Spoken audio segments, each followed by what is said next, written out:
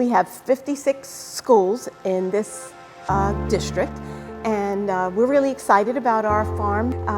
This was a joint project, a partnership with Cooperative Extension here in Gaston County, and it came about for a number of reasons, but we have a nice plot of land out front, and we are in this facility, which is a central kitchen or production warehouse. We process a lot of salads for the students every day, and some of the lettuce we were purchasing, which might not have been local at the time, was not the best and of the best quality, and we had a hard time providing a really nice salad for our kids. There were concerns about them being able to actually get fresh produce in, because during that time there were supply chain issues, and some of the things that were maybe coming from only 200 or 300 miles away were now coming from California. So once it got here, it had degraded to the point where it either couldn't be used or had to be used right away. So when Marcus from Cooperative Extension came and talked to us about what we could do with that plot of land, we really were excited about maybe growing some lettuce first off. This is a unique situation.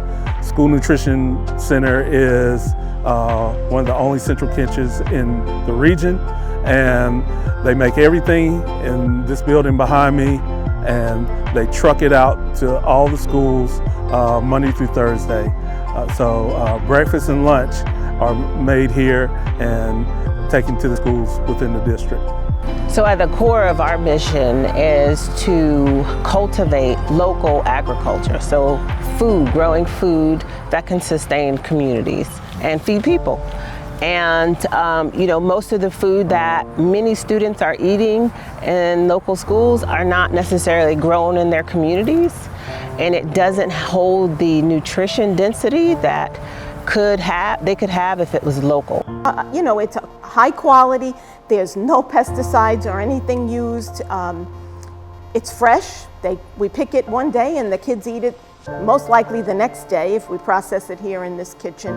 So it's just the freshest and most nutritious product that we could provide our kids. So I operate a 3-week cycle menu here, but with seasonal foods, especially produce, I just kind of adjust. So if it's lettuce right now and we do a lot of salads, we're going to ramp up. Hopefully next year having salads more times during the week, especially if we start growing more here.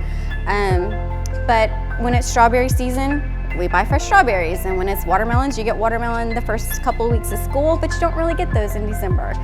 Oranges and apples, we have more year-round, but the really local seasonal stuff, when it's available, we buy it and serve it, and it's in and it's out, and there's little waste because the kids love it. We feed a lot of kids during the summertime, and they are our students, but they're just not in school.